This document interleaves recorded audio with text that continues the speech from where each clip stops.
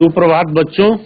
नाम कैलाश चंद्र बेहरा है। Police high school Sundargarh में शिक्षक पद पर पदस्थ हैं। आज का विषय है सूरदास के पद। पिछले कक्षा में सूरदास के पहला पद के बारे में पढ़ाया जा चुका है। आज हम दूसरा पद के बारे में पढ़ेंगे। देखिए, कृष्ण के बाल लीला, यानी जिस समय कृष्ण छोटे थे और उनके कुछ घटनाएं ऐसे हैं जिसे सूरदास जी अपने पद में लिखे। तो आज हम उसमें से कुछ विषयों का समावेश दूसरा पद में उनका किया गया है, जो हम आज विस्तृत रूप से पढ़ेंगे। बालक श्री कृष्ण अपने ग्वाल बाल के साथ में सुबह से निकल जाते थे और शाम को घर लौटते थे। उस बीच कई घटनाएं घटती रहती थी जिनका समावेश सूरदास जी विस्तृत रूप से किया है। पर हमारे जो पद है आज सूरदास के दूसरा पद में, उसका कुछ समावेश हुआ है जो हम पढ़ने जा रहे हैं दूसरा पद। तो बच्चे देखिए, सूरदास के दूसरा पद है, हरि अपने आंगन कछु गावत, तनक तनक चरणन सो नाचत, मन ही रिझावत, बाह ऊंचाई काजरी धौरी, गैनी तेरी बुलावत, कबहू का बाबा नंद पुकारत, कबहू का घर में आवत, माखन तलक अपने कर ले, तलक बदन में नावत, कबहू का चित्ते प्रतिबिंब खंभ में लौनी लिए खबावत, पूरी देखती जसुमती यह लीला, रस आनंद बढ़ावत, सूर श्याम के बाल चरित ये देखत मन भावत। प्यारे बच्चों, यहाँ दो चित्र दिखाया गया है। देखिए, बाएं तरफ एक चित्र है और दाहिने तरफ एक चित्र है। तो बाएं तरफ का चित्र क्या है? बालक श्री कृष्ण का मक्खन खाने का दृश्य। बहुत ही सुंदर ढंग से खा रहे हैं बालक श्री कृष्ण। देखिए चित्र में इसके बारे में, उनके माखन खाने का प्रसंग भी दूसरा पद में समावेश किया गया है। और देखिए, इधर देखिए, बालक श्री कृष्ण गाय चराने जाते हैं। गायों के साथ कैसे घूम रहे हैं, बैठ रहे हैं और वंशी वादन कर रहे हैं, इसका विस्तृत रूप से चित्र में दिया गया है। देखिए, अति मनोहर सुंदर दृश्य है, देखने लायक है। देखिए, दूसरा हम जानते हैं कि बालक श्री कृष्ण जैसा ही भोर होता है, सुबह भोर, बड़ी भोर से निकल पड़ते थे। कहाँ? वन में गाय चराने के लिए। किसके साथ जाते थे? अपने ग्वाल बालों के साथ निकल जाते थे और दिन भर वन में रहते थे गायों के साथ और शाम को घर लौटते थे। इतने प्रिय थे उनके गायों कि गायों के साथ अगर वे वन में नहीं जाते थे बालक श्री कृष्ण, तो उनको अच्छा नहीं लगता था। बड़े प्यार से बाबा नंद और यशोदा माता ने उनका पालन पोषण तो किया था। उनको रोकते थे और टोकते थे भी जाने के लिए, फिर भी बालक श्री कृष्ण को जो आनंद आता था गाय चराने में, वह शायद ही कहीं उनको मिलता। गाय चराने में इतना उनको आनंद मिलता था और साथ में ग्वाल बाल सब बड़े आनंद से, मजे से जाते थे वन में और ये शाम को लौटते थे। तो देखिए, ये पद हरि अपने आंगन कछु गावत, आते हैं पद पर। विस्तृत रूप से चर्चा करेंगे। हरि अपने आंगन कछु गावत, तनक चरणन, तनक तनक चरणन सौ नाचत, मन ही मन रिझावत, वहां ऊंचाई काजरी धौरी गैनी तेरी बुलावत। देखिए, हरि, यहां हरि का अर्थ है भगवान श्री कृष्ण को कहा गया है हरि। भगवान श्री कृष्ण क्या करते थे? देखिए, ये पद है और पद का यहां कठिन शब्द है। हरि का अर्थ है कृष्ण, कछु का अर्थ है कुछ, गावत गाते हैं, तनक तनक का अर्थ है नन्हे नन्हे छोटे छोटे, चरणन का अर्थ है चरण, मन ही मन का अर्थ है मन में, रिझावत का अर्थ है मगन, पाह का अर्थ है हाथ, ऊंचाई का अर्थ है उठाकर, काजरी का अर्थ है काली, धौरी का अर्थ है सफेद, कबहू का अर्थ है कभी, पुकारत का अर्थ है पुकारते हैं, आवत का अर्थ है आते हैं, माखन का अर्थ है मक्खन, उसका शुद्ध रूप है मक्खन।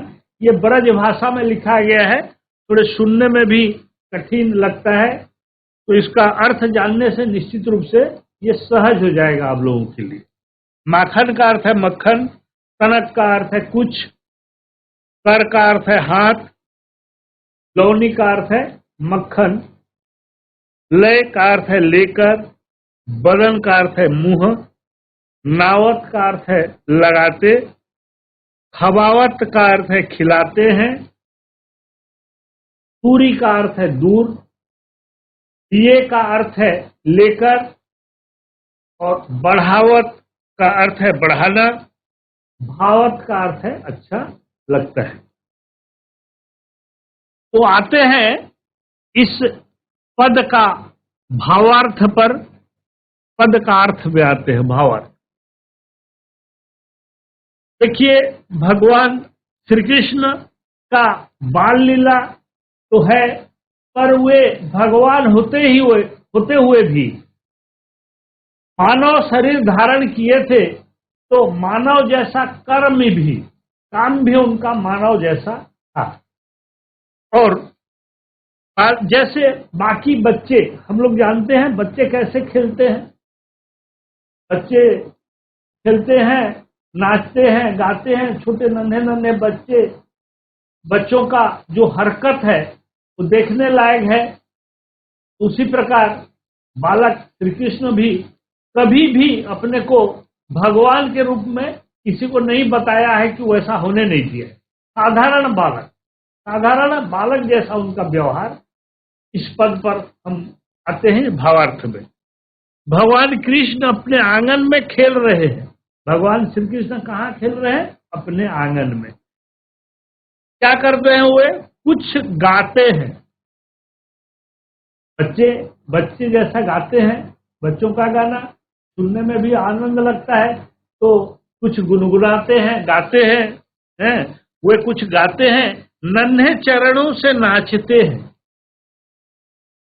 नन्हे चरणों के बालक, श्री कृष्ण बालक लोगों का क्या होता है? चरण, उनका जो चरण क्या होता है? छोटे छोटे होते हैं, पांव छोटा छोटा होता है। तो उस छोटे पांव से क्या करते हैं? नाचते हैं और खुश हो रहे हैं। छोटे छोटे चरणों में नाचते हैं और क्या आनंद हो रहे हैं, खुशी हो रहे हैं। और कभी वे हाथ के इशारों से काली एवं सफेद गायों को बुलाते हैं। उन्होंने क्या करते हैं? वे कभी क्या करते हैं? कभी हाथ के इशारों से, हाथ ऐसे ऊपर उठाए क्या करते हैं? काली एवं सफेद गायों को बुलाते हैं। काली गाय को फिर सफेद गाय को बुलाते हैं और आनंद से नाचते हैं और गाते हैं। फिर क्या करते हैं? कभी नंद बाबा को पुकारते हैं।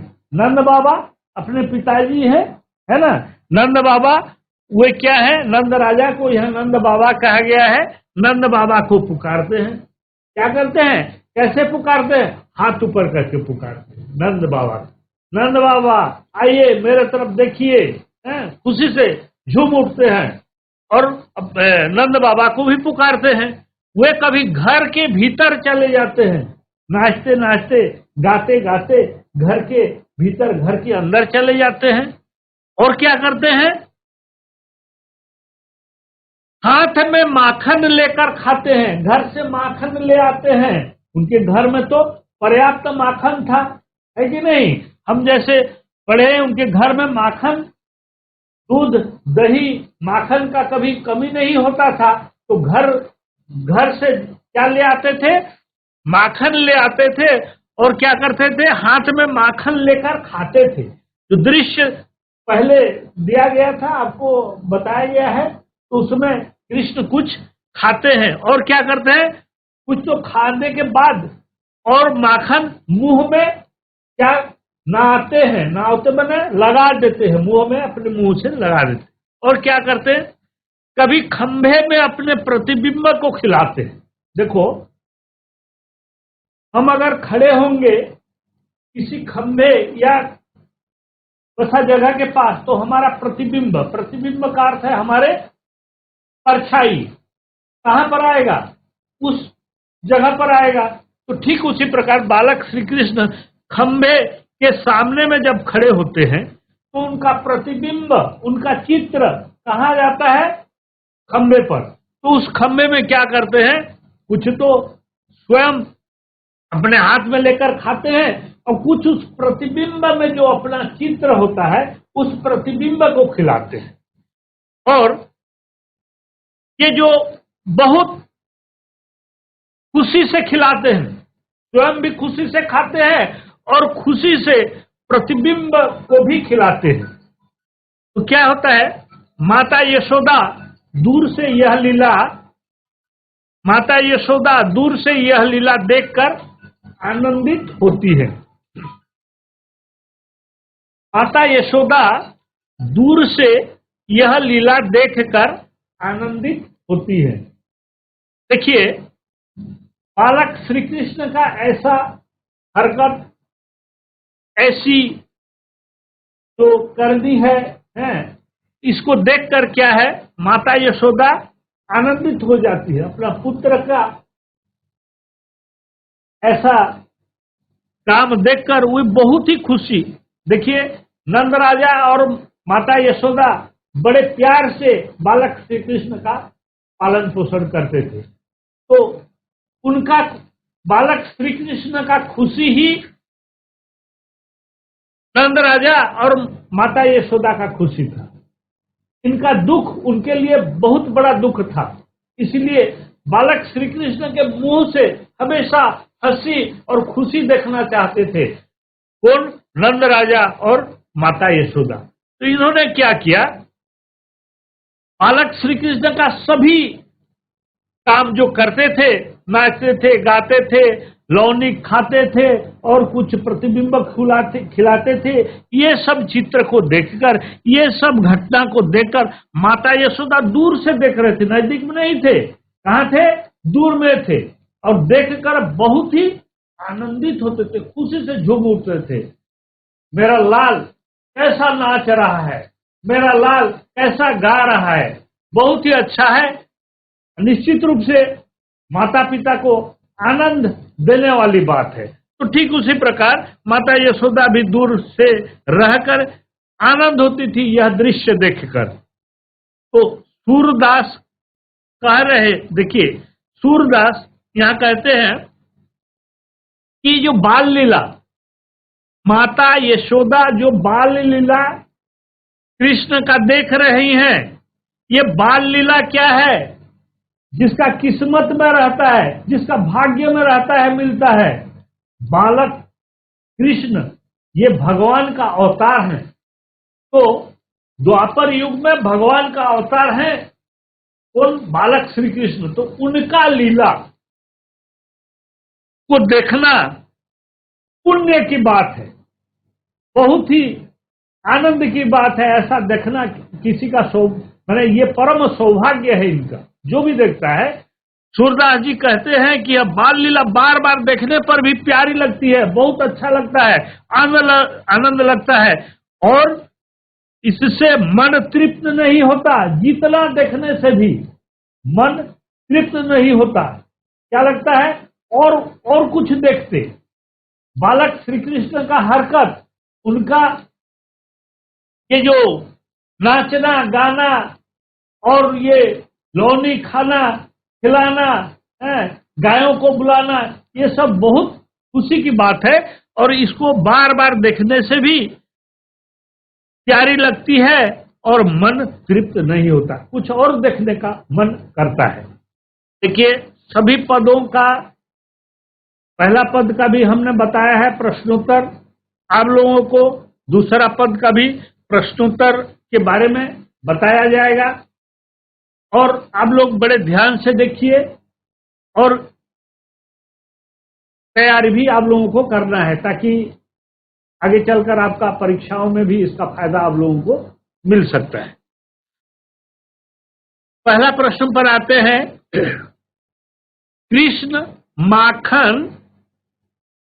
कृष्ण किसे माखन खिलाते हैं?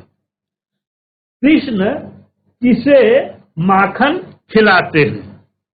आते हैं उत्तर में। देखिए, कृष्ण अपने प्रतिबिंब को माखन खिलाते हैं। प्रतिबिंब का अर्थ है जो अपना चित्र, प्रतिबिंब अपने चित्र को खिलाते हैं। का कृष्ण अपने प्रतिबिंब को, परछाई को खिलाते हैं माखन। दूसरा प्रश्न है, कृष्ण किसे बुलाते हैं? आते हैं इस प्रश्न पर, कृष्ण किसे बुलाते हैं? उत्तर है, कृष्ण काली और सफेद गायों को बुलाते हैं। कृष्ण किसको बुलाते हैं?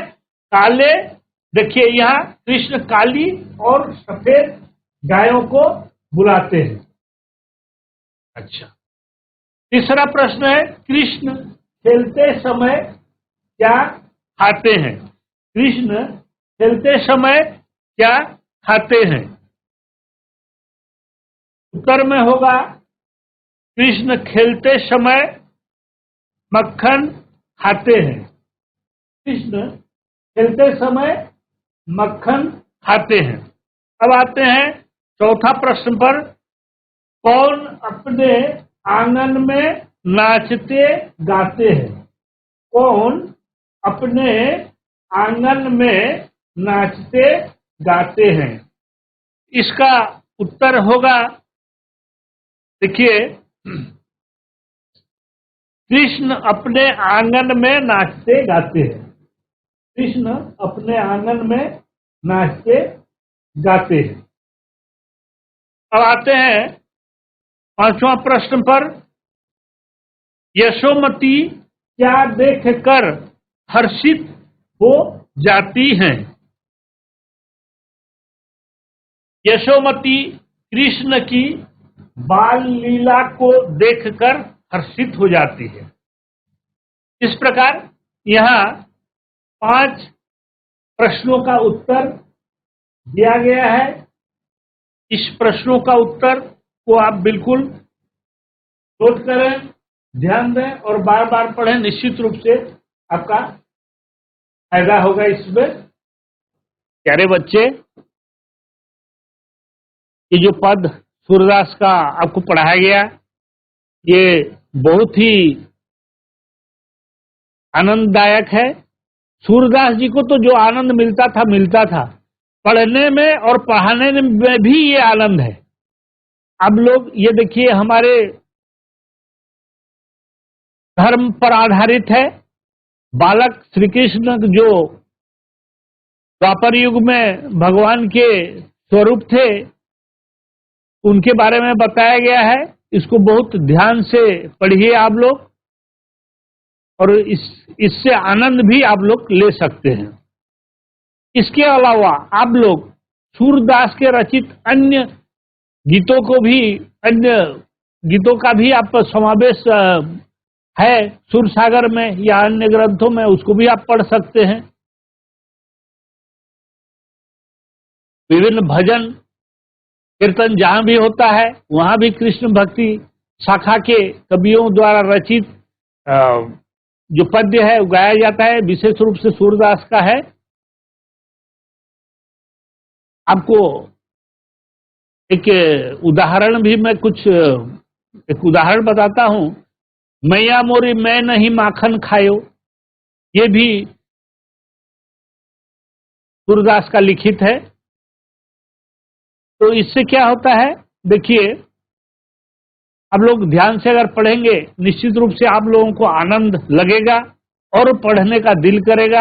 और ये तो रहा आप लोगों का पाठ्य पुस्तक की बात, इसको आप पढ़िए और याद कीजिए, आगे चलकर आपको इसका फायदा मिलना ही मिलना है। धन्यवाद।